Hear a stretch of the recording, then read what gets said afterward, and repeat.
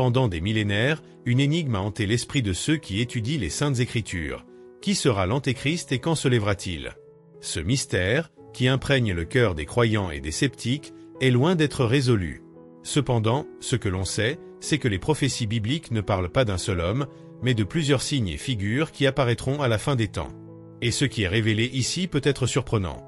Non seulement il est possible d'identifier une date cruciale, mais aussi un nombre caché qui peut être la clé pour comprendre le moment exact où le leader mondial prophétisé prendra le pouvoir. Sur d'anciennes tablettes d'argile et dans les pages des Écritures, il y a des indices sur l'émergence d'un homme qui sera lié à l'Antéchrist. Et cet homme, qui a accédé au pouvoir un jour précis, est directement lié au destin de Babylone et à la fin des temps. Ce que vous allez voir maintenant changera la façon dont beaucoup comprennent les prophéties. Car, lorsque nous regardons plus profondément, nous verrons que beaucoup ont cherché l'Antéchrist au mauvais endroit. Dans le livre de l'Apocalypse, nous trouvons la description de deux hommes qui gouverneront le monde dans les derniers jours. Le premier est connu sous le nom de Beth, un être qui fera la guerre et prendra le contrôle de toutes les nations.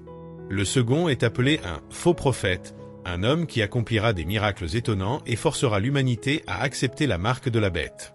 Mais la question demeure, lequel de ces deux sera, en fait, l'Antéchrist? La Bible, contrairement à ce que beaucoup pensent, ne parle pas d'un seul Antéchrist, mais de plusieurs. Et le terme Antéchrist est composé de deux mots, anti, qui peut signifier à la fois contre et à la place de, et Christ, qui se réfère non seulement à Jésus mais aussi à toute personne ointe, comme un roi ou un prêtre. C'est là que le vrai mystère commence.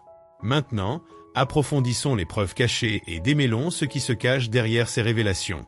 Au fur et à mesure que nous progressons dans la compréhension de ce que la Bible révèle sur l'Antéchrist, il devient clair que le terme ne se réfère pas à un seul personnage, mais à une série d'agents qui s'opposent au Christ et tentent de se mettre à sa place. Les deux principaux protagonistes de ce complot apocalyptique sont la bête et le faux prophète. Les deux jouent un rôle clé dans la tromperie et la manipulation des masses, mais avec des objectifs différents. Alors que la bête est dépeinte comme le souverain du monde qui utilisera la force et le contrôle militaire pour conquérir le monde, le faux prophète s'attaquera à une tâche encore plus insidieuse. Il amènera les gens à adorer la bête comme s'il était une divinité. Il utilisera des prodiges et des miracles pour convaincre l'humanité que ce dirigeant mondial est en fait le Sauveur, le Christ de substitution qui est venu libérer le monde. Il s'agit d'une profonde supercherie où le leader qui émergera à la fin des temps essaiera de prendre la place du Christ en disant qu'il est la réponse à tous les problèmes de l'humanité, tout comme Hitler se considérait comme le Sauveur de l'Allemagne en son temps. Par conséquent, lorsque les gens parlent de l'Antéchrist, ils se réfèrent souvent à ce dirigeant mondial qui sera adoré comme une sorte de Messie. Mais la question demeure, d'où viendra cet homme et quand se lèvera-t-il? Pour comprendre cela, la Bible nous offre un indice intrigant et souvent négligé. Au chapitre 50 du livre de Jérémie, il y a une prophétie qui pointe directement vers l'identité de ce dirigeant mondial de la fin des temps. Il est intéressant de noter que l'homme qui est décrit comme le dirigeant mondial s'appelle Nabuchodonosor, le roi de Babylone. Nabuchodonosor était le monarque qui a régné sur Babylone pendant plus de 2000 ans et a été responsable de la transformation de l'empire babylonien en le plus puissant et le plus imposant de son temps. Cependant, quelques décennies après sa mort, l'empire a été vaincu et la grande ville de Babylone a finalement été abandonnée et a disparu. Mais ce que beaucoup ne réalisent pas, c'est que la Bible utilise Nabuchodonosor et l'empire babylonien comme une métaphore puissante, un symbole de quelque chose de beaucoup plus grand qui se manifestera dans les derniers jours. La figure de Nabuchodonosor ne se limite pas au roi de Babylone, mais est un prototype, une représentation d'un futur souverain et d'un empire qui prendra le contrôle du monde, tout comme Babylone l'a fait dans le passé. Ce nouveau Nabuchodonosor, ou leader mondial, ne régnera pas sur une ville ou un empire spécifique, mais dominera le monde et son lien avec l'ancienne Babylone sera plus symbolique, représentant le retour d'un système de pouvoir et d'oppression qui était autrefois, à une époque, le plus grand empire sur Terre. La clé est de comprendre que, tout comme Babylone était un centre de pouvoir dans le passé, le futur dirigeant qui prendra sa place sur la scène mondiale se présentera avec une immense autorité, avec le pouvoir de façonner la réalité et de manipuler les nations. Il sera sans aucun doute l'un des plus grands antéchrists, essayant d'usurper la place du Christ et de transformer le monde en un empire sous son règne. Maintenant, en comprenant cette prophétie de Jérémie, nous pouvons voir que nous sommes face à un leader qui se lèvera de la même région géopolitique qui, dans le passé, a été le lieu de naissance de Nabuchodonosor. Et à mesure que l'histoire approche de son point culminant, de plus en plus d'indices émergent sur le lieu et le moment de son ascension. Dans le livre de l'Apocalypse, nous trouvons une description puissante de la fin des temps, où une Babylone se lèvera pour dominer les rois de la terre. Cette Babylone ne sera pas seulement une ville ou un empire comme l'ancien, mais elle représentera un système de pouvoir politique, économique et religieux qui contrôlera le monde dans les derniers jours, juste avant le retour de Jésus-Christ. Et à la tête de cet empire mondial se trouvera l'homme connu sous le nom de la bête, ou l'Antéchrist, qui exercera son autorité sur les nations et sera le chef de cette Babylone apocalyptique. Mais où, exactement, cette Babylone sera-t-elle située? Et quand apparaîtra-t-il?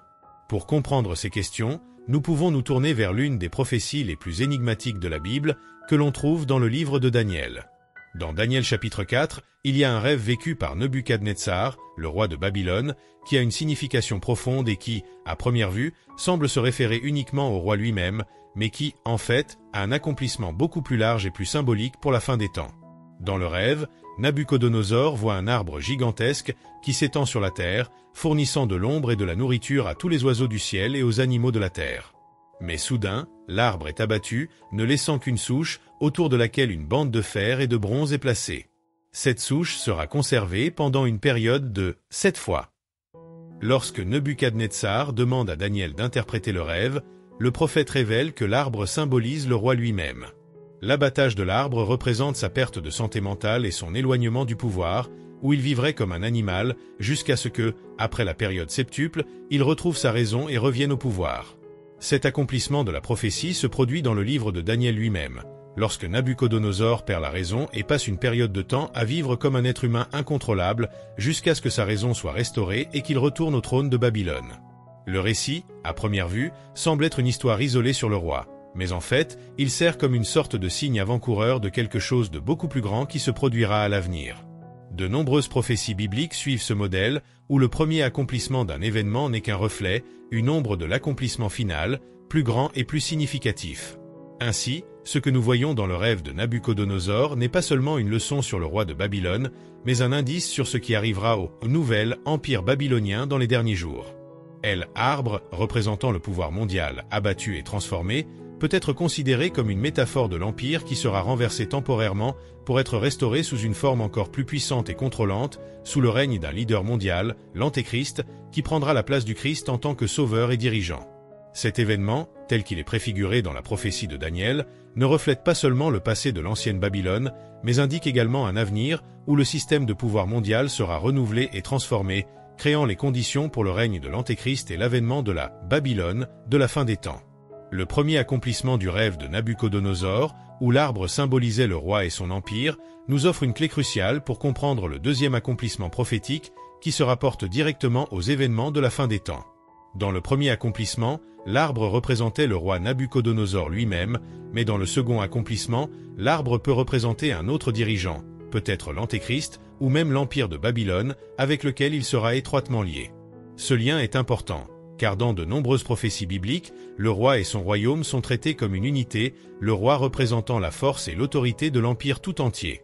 Dans un premier temps, l'empire babylonien fut sans dirigeant pendant une période de 7 fois, une période d'éloignement et de décadence. Dans le deuxième accomplissement, nous pouvons comprendre que Babylone sera également sans dirigeant 7 fois, ce qui nous amène à une question importante. Que signifie exactement 7 temps? Pour comprendre cela, nous devons nous tourner vers le livre de l'Apocalypse, où nous trouvons des passages qui parlent de périodes de temps qui nous aident à déchiffrer la signification de 7 temps.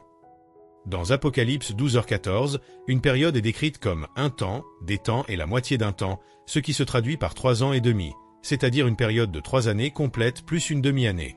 Cette période est souvent associée au règne de l'Antéchrist, une période de grande tribulation et de domination du mal. Maintenant, si nous regardons Apocalypse 11h3, nous trouvons la même période décrite, mais d'une manière différente, 1260 jours. Quand on fait le calcul, on se rend compte que 1260 jours correspondent à 3 ans et demi. Par conséquent, lorsque la Bible mentionne un temps, des temps et la moitié d'un temps, elle se réfère à une période de 3 ans et demi ou 1260 jours. Maintenant, si nous doublons cette période de 3 ans et demi ou 1260 jours, nous l'avons 7 fois, ce qui nous donne un total de 2520 jours. Cette période de 2520 jours peut être comprise comme le moment où Babylone, ou l'empire de l'Antéchrist, sera sans dirigeant. Le nombre de 7 temps représente alors un cycle complet de temps au cours duquel le système de pouvoir mondial passera par une phase de transition, après quoi l'Antéchrist prendra le relais. Cette période de 2520 jours est cruciale, car elle indique un cycle de 7 ans, souvent associé à la Grande Tribulation, le temps de souffrance et de domination de l'Antéchrist. Pendant ce temps, les forces du mal tenteront de détruire l'ordre divin et de remplacer le règne du Christ, préparant ainsi le terrain pour le retour du Sauveur. Ainsi, la prophétie de Daniel, avec ses 7 temps, est directement liée aux événements qui se produiront dans les derniers jours, lorsque Babylone se lèvera pour dominer les nations sous la direction de la bête. En comprenant ces liens et ces calculs, nous pouvons voir que les Écritures offrent une vue détaillée et précise de ce qui se passera à la fin des temps. Babylone, l'Antéchrist et la période septuple sont des éléments clés qui s'entremêlent dans les prophéties bibliques, nous conduisant à une compréhension plus profonde de l'accomplissement ultime de la révélation divine. En revenant à la prophétie de Daniel chapitre 4, nous voyons que le premier accomplissement indiquait que Babylone serait sans dirigeant pendant 2520 jours, ce qui équivaut à environ 7 ans. Mais dans le deuxième accomplissement de cette même prophétie, Babylone serait également sans dirigeant pendant 2520 jours, ou, plus précisément, 2520 ans, puisque dans de nombreuses prophéties bibliques, un jour peut symboliser une année. Cela est particulièrement clair dans des passages tels que celui du prophète Ézéchiel, où chaque jour d'une période située de chaque côté représentait une année de l'avenir, Ézéchiel 4:6. Par conséquent, si nous appliquons cette interprétation au deuxième accomplissement de la prophétie de Daniel, nous pouvons conclure que Babylone, l'empire de l'Antéchrist, serait sans dirigeant pendant une longue période, 2520 ans. Cela indiquerait que l'empire babylonien, après avoir été renversé, resterait sans chef jusqu'à ce que, finalement, la souche de l'arbre coupé soit enlevée et qu'un nouveau dirigeant soit nommé pour restaurer Babylone à sa puissance, se levant finalement pour dominer le monde sous la direction de la bête. Mais pour mieux comprendre cette prédiction, nous devons identifier le moment exact où Babylone a été conquise et a perdu son dirigeant, car cela nous permettra de calculer le jour exact où Babylone pourrait commencer à ressusciter. Pour en revenir à la Bible, nous trouvons un indice important dans le chapitre suivant de Daniel. Dans Daniel 5, peu de temps après le rêve de Nabuchodonosor, le texte avance dans le temps pour décrire la chute de l'empire babylonien. Lors d'un grand banquet, le roi Belshazzar et ses invités célèbrent l'apparition d'une main mystérieuse qui écrit un message cryptique sur le mur. Le roi, terrifié, ne peut comprendre le sens de l'inscription et comme il ne pouvait pas interpréter le message, il appelle Daniel à le faire. Le message écrit sur le mur de Daniel 5, « Menez, menez, tekel, parsin », apportait un message de jugement sur Babylone. Daniel révéla que le royaume de Babylone était en train d'être enlevé de ses mains et livré aux Mèdes et aux Perses. Cependant, en plus du procès, il y avait un deuxième message caché, un indice numérique important. Si vous regardez attentivement une Bible avec des notes de bas de page, vous verrez que les mots « menez »,« tekel » et « parsin » peuvent être interprétés comme des unités de mesure monétaire. Menez représentait des unités d'une valeur de 50 shekels, tekel était l'équivalent d'un shekel et parsin se référait à la moitié d'une mine ou 25 shekels. Si nous additionnons ces valeurs, nous obtenons un total de 126 shekels. Cependant, le shekel n'était pas la plus petite unité monétaire à l'époque. La plus petite unité était la gera, et il y avait 20 geras dans un shekel. Par conséquent, si nous multiplions 126 cycles par 20, nous obtenons 2520 geras. Ce nombre est significatif, car il correspond exactement aux 2520 jours ou années qui apparaissent dans les prophéties de Daniel, comme nous l'avons déjà vu dans le premier accomplissement de la vision concernant l'arbre. Son écriture numérique subtilement dissimulée dans l'écriture sur le mur offre une confirmation supplémentaire que 2520 ans s'écouleraient avant que Babylone, l'empire de l'Antéchrist, ne se lève à nouveau. Le nombre de 2520 n'est pas seulement une coïncidence, mais une clé pour comprendre la séquence des événements qui conduirait à la restauration de Babylone à la fin des temps. Maintenant, pour en revenir à l'histoire, alors que les dirigeants de Babylone célébraient leur fête, les Mèdes et les Perses avaient déjà conquis le royaume et s'approchaient de la ville. C'est en cette nuit fatidique, comme le détaille la chronique de Nabonide, que se trouve la date exacte de la chute de Babylone, le 14e jour du mois de Tishri, en l'an 539 avenue Jésus-Christ. Ce jour-là, Babylone fut capturée sans bataille, et Nabonide, le dernier roi babylonien, s'enfuit. Le 16, Gubar, gouverneur de Guthio, avec l'armée de Cyrus, entra dans Babylone sans résistance. Cette chronologie est cruciale car elle marque l'époque où Babylone, comme prédit dans les prophéties, a été renversée et le royaume a été cédé aux Mèdes et aux Perses. Ainsi, cet événement historique sert de point de départ pour compter les 2520 années qui, selon les prophéties, s'étendraient jusqu'à l'époque où Babylone, sous la domination de la bête ou de l'Antéchrist, ressusciterait pour gouverner le monde. Par conséquent, en comprenant ces liens entre les prophéties, les nombres cachés dans les Écritures et les événements historiques, nous sommes amenés à une compréhension plus profonde du cycle de l'Empire babylonien et de la façon dont il se connecte avec l'avenir, lorsque la Babylone de la fin des temps, sous la direction de l'Antéchrist, se lèvera pour faire face au jugement de Dieu.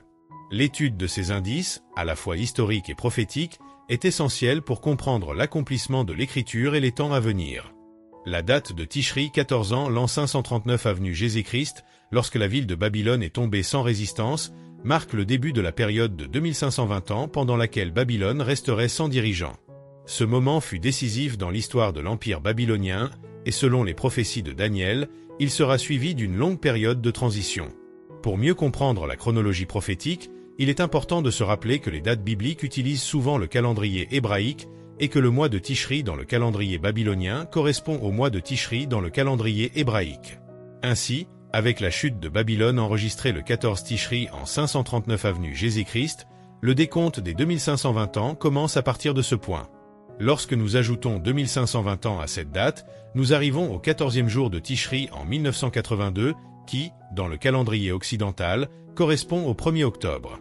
Ce jour a été crucial dans l'histoire moderne, car c'est là que Helmut Kohl, le chancelier de l'Allemagne de l'Ouest, a pris le pouvoir. Il est intéressant de noter que son ascension ne s'est pas produite par le biais d'une élection traditionnelle, mais par un vote de confiance du Parlement allemand, un événement rare dans la politique allemande. Ce moment, marqué par l'ascension inattendue de Kohl, peut être considéré comme un accomplissement secondaire de la prophétie de Daniel 4. La prophétie qui parle de la restauration de Babylone après une longue période de domination perse et de l'avènement d'un nouveau souverain semble trouver une résonance historique dans cet événement. L'Allemagne de l'Ouest, divisée après la Seconde Guerre mondiale, a commencé à connaître une transformation politique importante avec l'arrivée au pouvoir de Kohl. Ce fait devient encore plus intéressant lorsque nous observons ce qui s'est passé 8 ans plus tard, exactement le même jour, le 1er octobre, mais en 1990. L'Allemagne de l'Est et l'Allemagne de l'Ouest, qui avaient été séparées après la Seconde Guerre mondiale, ont été réunifiées sous la direction de Kohl. Cet événement historique de la réunification a eu lieu le 3 octobre 1990, ce qui correspond exactement au 14e jour de Tishri dans le calendrier hébraïque, le même jour où Kohl avait pris le pouvoir en 1982. Ce lien entre les dates et les événements n'est pas une simple coïncidence. La division de l'Allemagne après la Première Guerre mondiale et sa réunification ultérieure sous Kohl peuvent être considérées comme le reflet des prophéties bibliques sur Babylone. Dans le contexte prophétique, la chute et la restauration ultérieure de Babylone symbolisent une transition de pouvoir, un changement de dirigeant qui se produit de manière mystérieuse et inattendue, tout comme l'ascension de Kohl. À partir de là, nous avons une vision intrigante de l'accomplissement des prophéties de Daniel. Le nombre de 2520 ans et l'ascension de Kohl au pouvoir le jour exact qui marque la transition entre les cycles prophétiques de Babylone et le retour de son règne dans les temps modernes nous amène à réfléchir sur la pertinence de ces anciennes prophéties dans le scénario mondial d'aujourd'hui. Pendant la Seconde Guerre mondiale, Adolf Hitler a conduit l'Allemagne à conquérir la majeure partie de l'Europe, modifiant l'équilibre des forces sur le continent. Cependant, après la guerre, les puissances mondiales n'ont pas permis à l'Allemagne de continuer à dominer l'Europe. Au lieu de cela, ils ont divisé le pays, démantelé ses forces armées et détruit un grand nombre de ses usines afin d'empêcher le pays de se relever à nouveau en tant que puissance. Cependant, ce qui semblait être un nouveau départ pour l'Allemagne s'est produit de manière inattendue. En 1990, l'Allemagne a été réunifiée et l'homme qui est arrivé au pouvoir à ce moment-là était Helmut Kohl. Kohl est devenu chancelier de l'Allemagne un jour crucial. Le 1er octobre 1982, le jour même où, selon les prophéties bibliques, Babylone recommencerait à se relever après une longue période de décadence. Il a joué un rôle clé dans la réunification de l'Allemagne et avec sa direction, l'Allemagne de l'Ouest et de l'Est ont été réunifiées, devenant une puissance unifiée. En 1990, Kohl était également l'un des principaux défenseurs de l'unification des pays d'Europe de l'Est et de l'Ouest en une puissance mondiale. Il a été responsable de la rédaction des traités clés pour la création de l'Union européenne et l'introduction de l'euro comme monnaie commune. Ce faisant, il a ouvert la voie à l'adhésion des pays d'Europe de l'Est à l'Union européenne, renforçant davantage le bloc et cimentant l'Allemagne en tant que première puissance économique et politique de l'Europe. Ce scénario a une forte résonance avec la prophétie de Daniel 4, qui parle de Babylone sans dirigeant pendant une période, Mais après cette période, un nouvel arbre commencerait à pousser à partir des anciennes racines. Les racines de l'Europe, comme nous le savons, remontent à Rome, à la Grèce et enfin à l'ancienne Babylone. Dans la Bible, Babylone est souvent représentée comme une femme chevauchant une arbalète, un symbole qui apparaît également sur les pièces de 2 €, où la femme représente l'Europe, la nouvelle puissance mondiale qui émergerait des racines de l'ancienne Babylone. Helmut Kohl et ses successeurs ont joué un rôle crucial dans l'unification de l'Europe en une force mondiale. L'Allemagne, sous la direction de Kohl, est devenue la première puissance en Europe et l'Union européenne est devenue l'une des plus grandes puissances économiques et politiques du monde. En effet, la formation de l'Union européenne, l'introduction de l'euro et l'intégration des nations d'Europe de l'Est dans le bloc européen peuvent être considérées comme l'accomplissement de la prophétie selon laquelle une nouvelle puissance mondiale émergerait des anciennes racines de Babylone. La coïncidence que la séquence des événements se produise exactement le jour prédit par les prophéties bibliques, après des milliers d'années, n'est pas quelque chose à ignorer. Le fait que l'ascension de Kohl et la réunification de l'Allemagne aient eu lieu en 1990, par coïncidence le même jour que la prophétie, est une preuve étonnante de la façon dont les anciennes prophéties s'appliquent aux événements du monde moderne. La Bible ne décrit pas seulement l'avènement d'une nouvelle Babylone, mais elle décrit également un changement de pouvoir qui allait transformer le paysage mondial, ce dont nous sommes témoins avec l'influence croissante de l'Europe dans le monde contemporain. Depuis le 1er octobre 1982, une nouvelle puissance mondiale, une nouvelle Babylone, a commencé à émerger en Europe, sans que la plupart des gens se rendent compte de la signification profonde de ce moment. Bien que Helmut Kohl ait été une figure centrale dans la réunification de l'Allemagne et la création d'une puissance européenne, il est crucial de comprendre qu'il n'était pas l'Antéchrist, mais son ascension au pouvoir à la date exacte prédite par la prophétie de Daniel 4 fournit des indices importants sur l'émergence du véritable Antéchrist dans les derniers jours. Kohl s'est retiré de la politique en 2002 et est décédé en 2017, et son leadership, bien qu'important, ne correspond pas directement au profil de l'Antéchrist décrit par la Bible. L'Antéchrist sera une figure encore plus puissante, qui dirigera le monde à la fin des temps, avec une influence mondiale similaire à celle d'un empereur, comme ce fut le cas avec Hitler. Bien qu'il ne soit peut-être pas né directement en Allemagne, son ascension au pouvoir est étroitement liée à cette nation et à l'Europe, qui, depuis 1982, a connu une renaissance du pouvoir remontant à l'ancienne Babylone. La Bible nous avertit de la venue d'un homme connu sous le nom de « la bête », qui, avec le soutien d'un faux prophète, gouvernera le monde entier. La Bible prédit que la bête sera un leader mondial qui dominera les royaumes de la terre, et à ses côtés sera le faux prophète, un chef religieux qui utilisera la foi pour manipuler et contrôler les masses. Ensemble, ils tromperont beaucoup de gens, les amenant à adorer la bête comme s'il s'agissait d'une divinité. C'est pourquoi il est essentiel que nous soyons tous attentifs et vigilants. La Bible met en garde contre les faux prophètes qui se lèveront dans les derniers jours, conduisant les imprudents à suivre de faux enseignements. Par conséquent, il est essentiel que chacun de nous ouvre les Écritures et les examine attentivement. La Bible ne déclare pas explicitement que la bête ou le faux prophète est l'Antéchrist, mais elle indique clairement que les deux joueront un rôle central dans les événements menant à la fin des temps. La bête gouvernera le monde avec le soutien du faux prophète, et ensemble, ils exerceront un contrôle mondial qui s'étendra à toutes les nations. À mesure que les signes des temps deviennent plus évidents, il est important d'être préparé et vigilant. La Bible nous instruit à observer les événements et, plus important encore, à garder notre foi fondée sur la vérité des Écritures. Par conséquent, lorsque ces deux hommes émergent en Europe et commencent à exercer leur pouvoir, nous devons être attentifs aux prophéties, en vérifiant chaque détail et en nous assurant que nous sommes conscients de la façon dont les événements se déroulent. Le moment de vigilance et de discernement n'a jamais été aussi crucial que dans les jours que nous vivons. Alors que nous observons les signes des temps se dérouler, la question de l'avenir des nations et du rôle des grandes puissances telles que les États-Unis, Israël, la Russie et l'Inde devient de plus en plus pertinente. Les prophéties bibliques nous avertissent de la transformation qui aura lieu en Europe avec l'avènement de la bête, de l'Antéchrist et du faux prophète, figures qui exerceront une autorité mondiale à la fin des temps. Mais qu'adviendra-t-il des autres parties du monde ? Comment les Amériques, l'Afrique, l'Asie et le Moyen-Orient seront-ils touchés par ces événements ? Dans le livre de l'Apocalypse, nous voyons que de nombreuses nations seront influencées par cette nouvelle Babylone, en particulier l'Europe, qui jouera un rôle central dans la construction du nouvel empire mondial. L'ascension de l'Antéchrist et de la bête est en partie une alliance politique et économique qui impliquera une reconfiguration mondiale. La Bible décrit la coalition des nations et des rois qui s'aligneront sous le règne de la bête. Cependant, les Écritures parlent aussi de résistance et de la bataille finale, lorsque les forces du bien s'opposent à cette domination mondiale. Cependant, ce qui est certain, c'est que le pouvoir mondial, sous le contrôle de la bête et du faux prophète, transformera le monde tel que nous le connaissons. Les nations seront forcées de choisir entre la fidélité à l'Antéchrist et la vérité de l'Écriture. La Bible nous dit que ceux qui suivent la bête et acceptent sa marque en subiront les conséquences lors du jugement final. Le scénario mondial que la Bible décrit pour les derniers jours est complexe et plein de symboles et de métaphores. À l'approche de l'époque, il est essentiel d'être attentif et vigilant. Nous devons approfondir l'étude des Écritures et comprendre comment les prophéties se connectent aux événements actuels.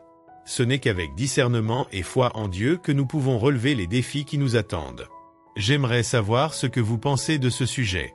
Laissez votre avis dans les commentaires, en respectant toujours les points de vue des autres. C'est un espace de réflexion, et ensemble nous pouvons élargir notre compréhension de l'Écriture et des signes des temps. Si vous avez trouvé ce contenu utile, abonnez-vous à la chaîne pour ne pas manquer les prochaines vidéos. Partagez-le avec vos amis et votre famille, et laissez votre like. Cela nous aide à atteindre plus de gens et, ensemble, nous pouvons éclairer plus d'esprits et préparer la voie pour la vérité qui est dans la parole de Dieu. Je vous remercie d'être ici. Que Dieu vous bénisse et nous guide dans notre compréhension des temps à venir.